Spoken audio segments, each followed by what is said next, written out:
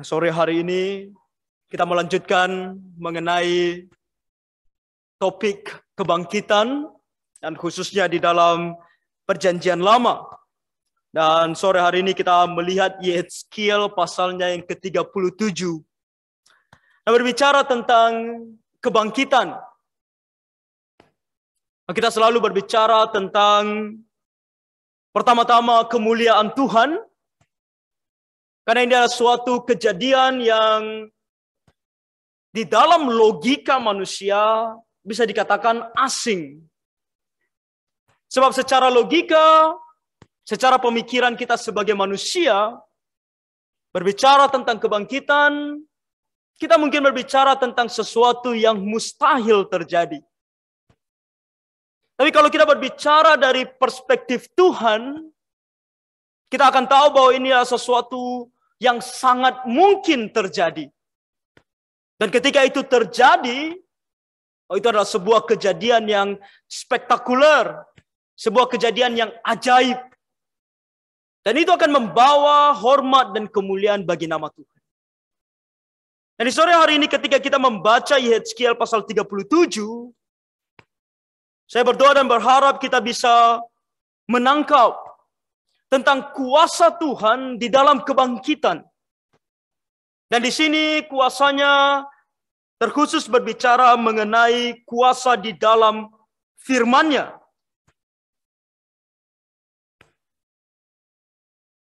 Saya coba bagikan screen untuk kita lihat. Mengenai Yehezkiel 37 ayat 1 sampai 14 ini, saya coba melihat apa yang bisa kita pelajari di dalamnya, dan saya mengambil tema ini yaitu bangkit oleh kuasa firman Tuhan. Nah, perlu kita ketahui bahwa Yehezkiel 37 adalah tulisan Nabi Yehezkiel yang diberikan terkhusus kepada orang Israel. Dan tujuannya adalah untuk memberikan pengharapan kepada orang Israel yang sedang berada dan akan berada dalam situasi yang sulit. Yaitu mereka akan dijajah oleh bangsa-bangsa. Jadi dalam kondisi yang sulit tersebut, jadi kalau kita melihat di ayat-ayat 11 sampai seterusnya, bagaimana orang Israel merasa mereka sudah hilang. Mereka sudah mati. Tidak ada lagi Israel. Oleh karena musuh yang menyerang. Sehingga Tuhan memberikan Yehezkiel nubuatan ini untuk memberikan orang Israel pengharapan. Bahwa kalau mereka berharap kepada Tuhan, akan ada yang namanya kebangkitan. Bagi orang Israel tentu kebangkitan bangsa mereka nantinya. Dan di saat yang sama Tuhan juga memberitahukan kepada orang Israel dan kepada kita tentang kuasa Tuhan bahkan untuk membangkitkan yang sudah mati. Dari apa yang kita lihat di dalam Yehezkiel ini, kita akan coba melihat kuasa Tuhan hanya menggunakan firman-Nya untuk membangkitkan orang yang sudah mati.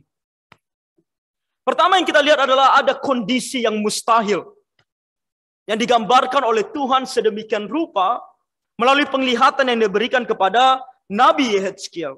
Tadi di ayat pertama dia katakan, lalu kekuasaan Tuhan meliputi aku, dan ia membawa aku keluar dengan perantaraan rohnya, dan menempatkan aku di tengah-tengah lembah, dan lembah ini penuh dengan tulang-tulang. Nah, ini adalah sebuah penglihatan yang didapatkan oleh Yehezkiel, di mana Tuhan membawa dia di dalam rohnya ke suatu tempat yang dia sebut sebagai lembah. Nah, ada yang berpikir, percaya bahwa lembah ini adalah lembah yang sama yang juga dituliskan dalam Yehezkiel pasal yang ketiga. Nah, ini lembah yang orang percaya khusus tempat di mana Tuhan memberikan nubuatan kepada Nabi Yehezkiel. Namun dimanapun lembah ini kita tidak tahu secara pasti. Tetapi kita melihat di sini bahwa di dalam lembah ini dikatakan penuh dengan tulang-tulang. Dan di sini bukan hanya Yehezkiel melihat tumpukan tulang atau tulang yang berserakan. Tapi dikatakan di sini bahwa ia membawa aku melihat tulang-tulang itu berkeliling. Artinya Tuhan membawa dia untuk bukan hanya melihat dari jauh, tapi melihat dari dekat. Melihat semua tulang-tulang yang ada di lembah itu. Berkeliling. Satu persatu diperhatikan. Dan bahkan di sini dikatakan dan sungguh. Nah, kata sungguh di sini sama dengan nanti kita melihat di bawahnya, amat banyak bertaburan di lembah itu, lihat.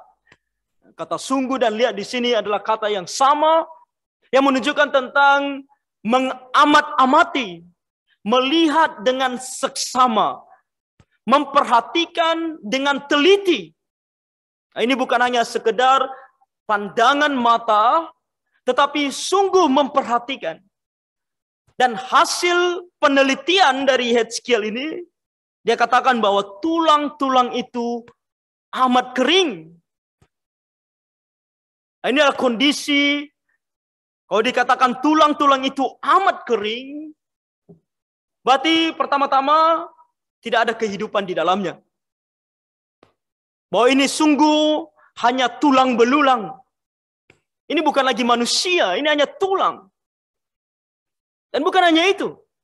Tulang ini sudah sangat kering, berarti tinggal menunggu beberapa waktu lagi, dia akan menjadi debu.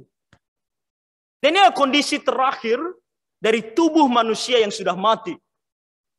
Kalau kita melihat sedikit di Google mengenai bagaimana tubuh manusia itu terurai di dalam kuburan, maka kita akan tahu bahwa tulang adalah bagian terakhir.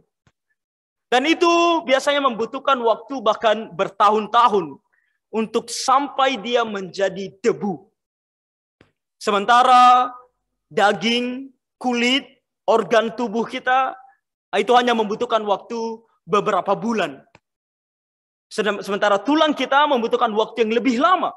Jadi ini adalah bagian dari tubuh manusia yang paling terakhir untuk terurai menjadi debu. Jadi di sini sungguh jangankan dibilang yang tinggal tulang, yang baru meninggal saja, yang masih lengkap, belum terurai apa-apa, bagi kita manusia tentu adalah suatu hal yang mustahil. Beberapa waktu lalu waktu saya pulang ke kampung halaman, sebuah duka cita ketika ayah mertua saya meninggal dunia. Dan waktu dia meninggal dunia, kita ada pas di samping dia. Kita semua berada di sana dan kita melihat kan proses dia menghembuskan nafas terakhirnya. Dan setelah dia kelihatan bagi kita sudah meninggal, kita masih ada sedikit pengharapan dia belum meninggal. Kita cek lagi nadinya, apakah masih ada denyutan? Tidak ada. Tapi ada yang merasa seperti ada. Mungkin karena masih berharap orang tua kita ini masih hidup. Lalu dipanggil dokter untuk memastikan. Dan ternyata memang sudah meninggal dunia. Lalu setelah itu semua pasrah. Semua tidak bisa berbuat apa-apa lagi. Kita tahu ketika orang sudah meninggal, kita tidak bisa berbuat apa-apa. Waktu dia masih sakit, kita bisa tolong dia. Berapa hari kami di sana sebelum dia meninggal. Ketika dia butuh makan, minum, kita masih bisa tolong dia. Ketika dia ada rasa sakit di bagian tubuhnya, kita masih bisa pijit dia. Sehingga dia merasa lega. Dan ketika dia sudah meninggal, tak ada lagi yang bisa kita perbuat. Bagi kita manusia, satu hal yang mustahil. Dan di sini dikatakan tinggal tulang. Dan tulangnya sudah kering. Sangat-sangat mustahil. Nah, saya cuma mengambil di Google gambar tulang manusia. Kita semua tahu tengkorak manusia seperti ini. Dan apa yang dilihat oleh Hezekiel tentu bukan seperti yang kita lihat di sana ada satu bagian tubuh manusia yang utuh. Mungkin yang dia lihat adalah potongan tulang. Atau tulang-tulang ini sudah berpisah satu dengan lainnya. Nanti kita akan tahu bahwa tulang-tulang ini kemudian bergerak dan menyatu kembali. Berarti dalam kondisi yang sudah berpisah satu dengan lainnya. Tulang-tulangnya sudah berpisah.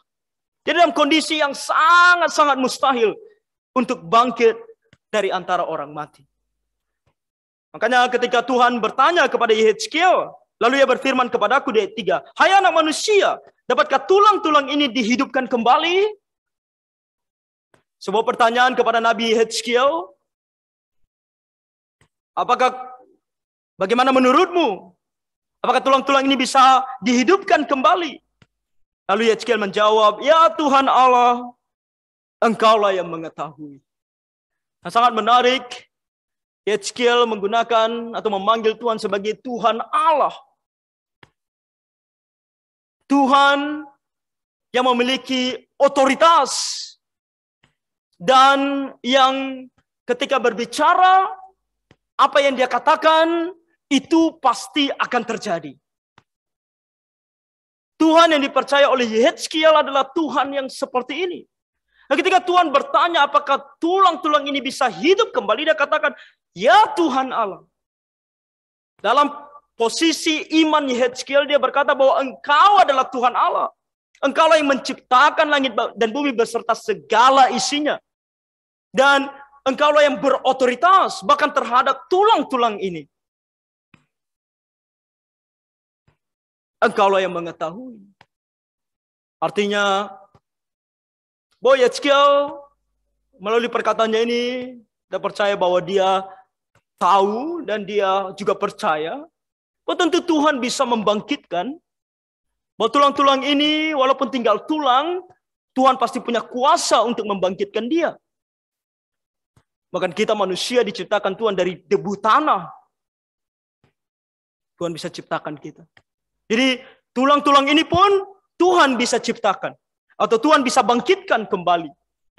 Tapi dia juga tidak tahu apakah ini kehendak Tuhan. Makanya dia katakan, Engkaulah yang mengetahui. Apakah engkau mau membangkitkannya atau tidak? Engkau yang mengetahui. Dan di sini Tuhan menunjukkan kuasanya. Tuhan katakan, ya tentu dia punya kuasa dan dia mau membangkitkan tulang-tulang ini. Dikatakan di sini, lalu firman-Nya kepadaku, bernubuatlah mengenai tulang-tulang ini dan katakanlah kepadanya, hai tulang-tulang yang kering, dengarlah firman Tuhan. Sangat menarik. Kita lihat di sini Tuhan kembali berkata kepada Yehezkiel, bernubuat, sampaikan firman Tuhan. Sampaikan apa yang akan aku sampaikan kepadamu. Dan apa yang akan kamu sampaikan, firmanku yang akan kamu sampaikan adalah kamu berbicara kepada tulang-tulang yang kering. Dan engkau bilang kepada tulang-tulang ini, dengarlah firman Tuhan. Kita sudah lihat tadi bahwa tulang ini sudah kering, berarti dia tidak lagi punya telinga, dia tidak lagi bisa mendengar. Tapi Yehezkiel diperintahkan untuk berbicara kepada tulang-tulang ini, dengarlah firman Tuhan. Firman Tuhan, setiap kata yang keluar dari mulut Tuhan, begitu berkuasa. Bahkan tulang-tulang yang kering ini pun walaupun tidak punya telinga, bisa mengikuti setiap perintah firman yang keluar dari mulut Tuhan. Dalam hal ini kita harus sangat bersyukur sebagai orang Kristen. Karena kita diberikan firman Tuhan. Untuk kita diberitahukan tentang apa yang akan terjadi dalam kehidupan kita di masa yang akan datang. Ketika dibicarakan dalam firman Tuhan mengenai kebangkitan, bahwa akan ada waktunya ketika orang yang sudah meninggal, mereka akan dibangkitkan dari kubur mereka. Adakah terkadang kita tidak percaya? Atau mungkin ragu dan berpikir, bagaimana mungkin tubuh yang sudah meninggal sudah kita bawa ke kuburan. Dan mungkin sudah lama berada di kuburan. Dan mungkin sekarang sudah menjadi debu. Bagaimana? Bagaimana mungkin kondisi seperti ini bisa bangkit dari kematian? Apakah ini sesuatu hal yang betul-betul bisa terjadi? Dan apakah aku ini, ketika aku nanti mati dan tubuhku terurai menjadi debu, betulkah aku nanti tubuhku ini akan dibangkitkan? Nah, di sini Tuhan menjawab pertanyaan kita ini dengan kuasa dari firman-Nya, dan kita perlu percaya kepada setiap firman yang disampaikan oleh Tuhan. Karena firman-Nya sungguh berasal dari Dia dan memiliki kuasa daripadanya. Sini dikatakan di ayat kelima, beginilah firman Tuhan Allah kepada tulang-tulang ini, aku memberi nafas hidup di dalammu supaya kamu hidup kembali. Jadi tulang-tulang, firman Tuhan kepadamu, kamu akan hidup kembali. Dan Yeskiel percaya. Ketika bahkan dikatakan oleh Tuhan, aku akan memberi urat-urat padamu. Urat-urat di sini seluruh hal mengenai sel dan juga saraf-saraf yang diperlukan. Dan juga daging yang menutup semuanya ini. Lalu ada kulit dan menumbuhkan daging padamu. Aku akan menutupi kamu dengan kulit. Dan kemudian memberikan kamu nafas hidup. Dua hal yang Tuhan bicarakan. Yaitu kita manusia. Kita terdiri dari dua unsur. Yaitu tubuh jasmani dan roh. Nah, tubuh jasmani kita terdiri dari tulang, urat-urat yang seperti kata firman Tuhan di sini, daging, kulit. Nah, itu tubuh jasmani kita. Dan semua itu termasuk dalamnya segala organ dan segala macamnya. Lalu ada roh, nafas hidup yang Tuhan berikan. Dan Tuhan katakan kepada tulang-tulang ini, kamu akan hidup, berarti kamu juga akan memiliki roh, supaya kamu hidup kembali, dan kamu akan mengetahui bahwa akulah Tuhan. Kamu akan mengetahui, mengalami, sungguh akan kuasa Tuhan. Dan di sini Yeskiel percaya dan katakan di sini, lalu aku bernubuat seperti diperintahkan kepadaku, dan segera sesudah aku bernubuat, kedengaranlah suara. Sungguh, suatu suara berderak-derak, dan tulang-tulang itu bertemu satu sama lain.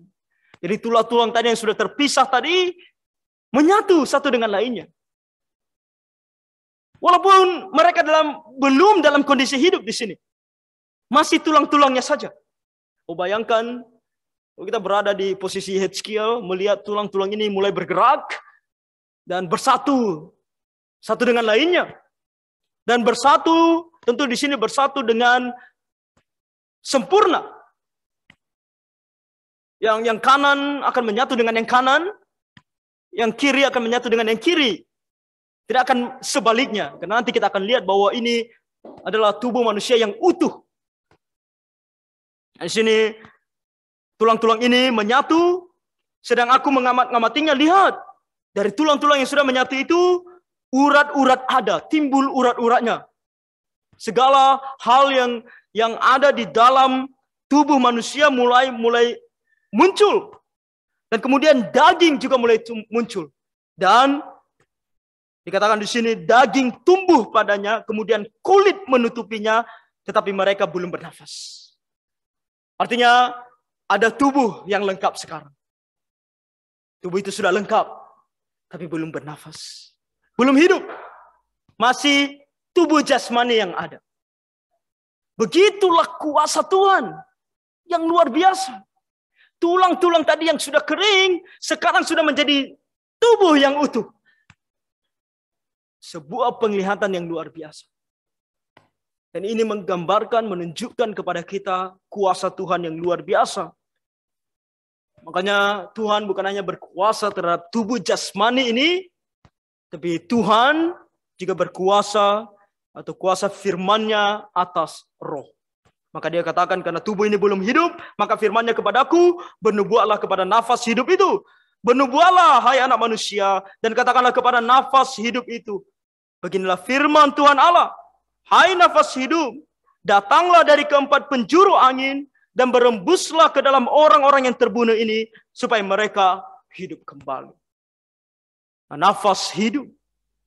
Sama seperti ketika Tuhan menciptakan manusia, Dia ciptakan manusia dari debu tanah tubuhnya, kemudian Tuhan menghembuskan nafas kehidupan.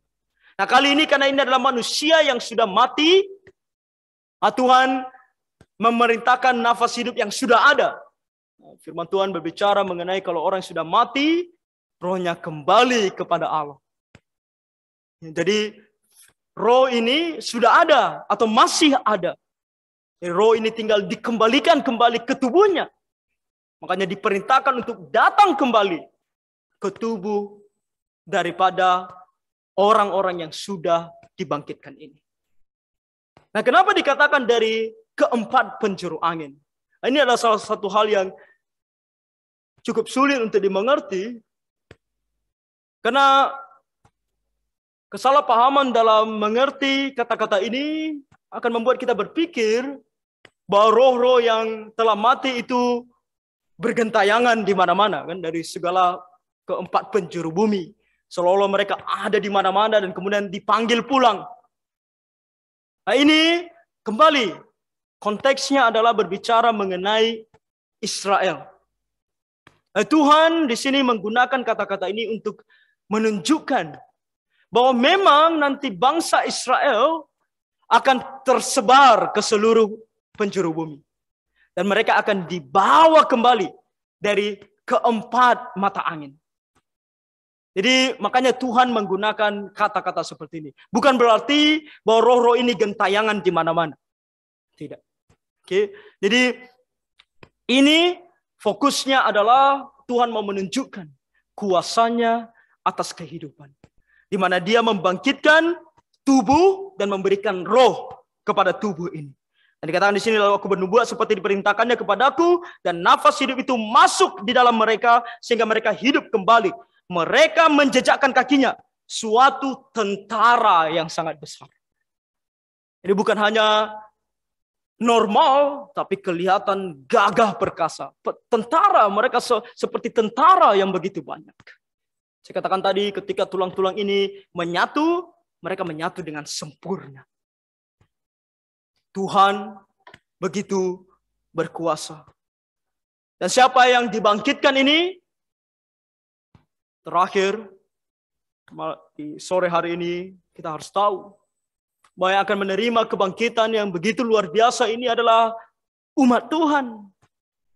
Kata sini, umat Tuhan yang akan dibangkitkan. Dan seperti saya katakan dari awal, ini tertuju kepada bangsa Israel secara khusus.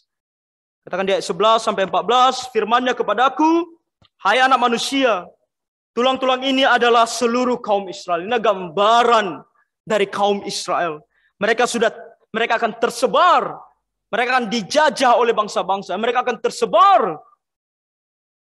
Pada waktunya, mereka akan mengalami kesulitan seperti ini. Sungguh, mereka sendiri mengatakan, tulang-tulang kami sudah menjadi kering, dan pengharapan kami sudah lenyap. Kami sudah hilang.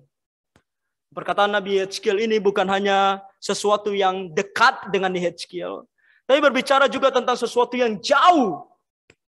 Yaitu sesuatu yang sudah terjadi dalam konteks kita sekarang, yaitu di tahun 70 Masehi. Ketika Israel betul-betul dihancurkan dan betul-betul hilang. Makanya mereka katakan sini, tulang-tulang kami kering, dan pengharapan kami sudah lenyap. Tidak ada lagi Israel. Dan kami sudah hilang. Dari tahun 70 Masehi, Israel betul-betul hilang. Tidak ada lagi bangsa Israel. Tapi janji Tuhan. Oleh sebab itu bernubuatlah dan katakan kepada mereka, beginilah firman Tuhan Allah. Sungguh, aku membuka kubur-kuburmu dan membangkitkan kamu, hai umatku, dari dalamnya. Dan aku akan membawa kamu ke tanah Israel. Ini bahkan berbicara jauh lagi ke depan. Dan kalau kita melihat ayat ini, saya percaya ini belum terjadi. Itu ketika nantinya Israel akan dibangkitkan oleh Tuhan. Sudah dimulai, tahun 1948 Israel tiba-tiba menjadi sebuah bangsa kembali. Yang sebelumnya sudah hilang, sudah tidak ada. Tahun 1948 mereka merdeka kembali. Dan ini adalah bagian dari rencana Tuhan sampai nanti semua orang Israel yang percaya kepada Tuhan yang sudah mati akan dibangkitkan dan hidup bersama dengan Tuhan. Hidup ketika Tuhan Yesus datang kembali dan memerintah dari Yerusalem 1000 tahun lamanya. Nah, inilah gambaran ini. Nabi biasanya membicarakan sesuatu yang kadang dekat di mata, kadang juga berbicara tentang yang jauh di sana. Dan itu yang dikatakan di sini. Dan di sini dikatakan, dan kamu akan mengetahui bahwa akulah Tuhan. Kamu akan merasakan, kamu akan betul-betul mengalami bahwa Tuhan Allahnya Abraham, Ishak dan Yakub sungguh adalah Allah yang membangkitkan. Pada saat aku membuka kubur-kuburmu dan membangkitkan kamu, hai umatku, dari dalamnya. Aku akan memberikan rohku ke dalammu, sehingga kamu hidup kembali, dan aku akan membiarkan kamu tinggal di tanahmu. Dan kamu akan mengetahui bahwa aku Tuhan yang mengatakannya dan membuatnya. Demikianlah firman Tuhan. Nah, Tuhan mengatakan kepada orang Israel bahwa sungguh di dalam Tuhan kamu akan mengalami kebangkitan. Tentu yang akan kamu dapatkan secara bangsa, karena kamu adalah sebuah bangsa, Israel, adalah kebangkitan bangsamu. Tapi di satu sisi, Tuhan juga mengatakan bahwa ini adalah juga kebangkitan tubuhmu. Karena akan ada proses yang panjang. Sampai Tuhan Yesus datang kembali kedua kali. Di mana dia akan membangkitkan bangsa Israel pada masa tersebut. Jadi selama itu, menunggu waktu itu, akan banyak orang Israel yang sudah mati. Ketika Tuhan datang kembali, tubuh mereka akan dibangkitkan. Mereka kembali ke tanah mereka Israel. Lalu apa untuk kita, orang Kristen? Kepada kita adalah prinsip yang sama. Tuhan di sini mengatakan bahwa ini untuk orang Israel, tapi juga untuk kita. Saya mengutip 2 ayat dalam Perjanjian Baru yang dikatakan oleh Tuhan Yesus sendiri. Ketika dia katakan, aku berkata kepadamu, sesungguhnya barang siapa mendengar perkataanku dan percaya kepada dia yang mengutus aku, ia mempunyai hidup yang kekal dan tidak turut dihukum. Sebab ia sudah pindah dari dalam maut ke dalam hidup. Aku berkata kepadamu, sesungguhnya saatnya akan tiba dan sudah tiba, bahwa orang-orang mati akan mendengar suara Anak Allah, dan mereka yang mendengarnya akan hidup.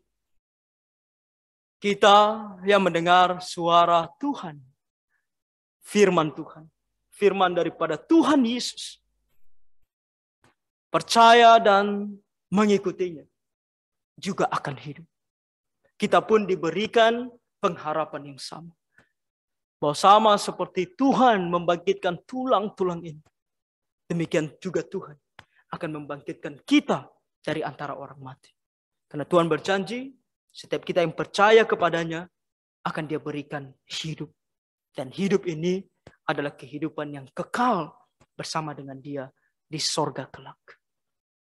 Jadi, kita yang sudah percaya kepada Tuhan, jangan ragu. Jangan lagi bahkan tidak percaya bahwa nanti kita pasti akan dibangkitkan. Kuasa Tuhan ini sungguh bisa membangkitkan kita dari antara orang mati. Kalau kita percaya kepada Tuhan. Setiap kita yang belum percaya, mari sungguh-sungguh percaya kepada Tuhan Yesus. Karena hanya Tuhan Yesus yang bisa membangkitkan kita sedemikian rupa. Kalau kita ada keluarga dan orang yang kita cintai yang belum percaya kepada Tuhan, mereka pun membutuhkan kebangkitan ini. Mari terus injili dan berdoa bagi mereka, agar mereka pun sungguh bisa mengetahui bahwa Tuhan sungguh Allah, betul-betul merasakan kebangkitan yang daripada Tuhan. Jadi kiranya Tuhan menolong kita semua. Mari kita berdoa. Tuhan Bapa Surgawi, sungguh besar kuasa-Mu. Bahkan hanya dengan berkata-kata, Engkau akan membangkitkan tubuh yang sudah mati. Bahkan tubuh yang sudah terurai kembali, baik itu hanya tersisa tulang atau bahkan sudah kembali menjadi debu. Bapa, terima kasih karena Engkau memberitahukan kami akan kuasa-Mu ini. Sehingga kami umat-Mu sungguh memiliki pengharapan yang pasti. Bahwa sungguh dalam Engkau kami akan dibangkitkan suatu hari nanti. Tuhan, biarlah kami hidup dengan pengharapan ini dan sungguh-sungguh di dalam mengikut Engkau. Dan setiap yang belum percaya kepadamu Tuhan, kami berdoa, baik yang mendengarkan firman-Mu maupun yang belum mendengarkan, supaya kami bisa menginjili dan berdoa bagi mereka, agar kiranya Engkau bermurah hati. Agar mereka sungguh percaya juga kepada Tuhan Yesus dan bisa dibangkitkan suatu hari kelak. Terima kasih Bapa, dalam nama Tuhan Yesus kami berdoa dan mengucap syukur. Amin.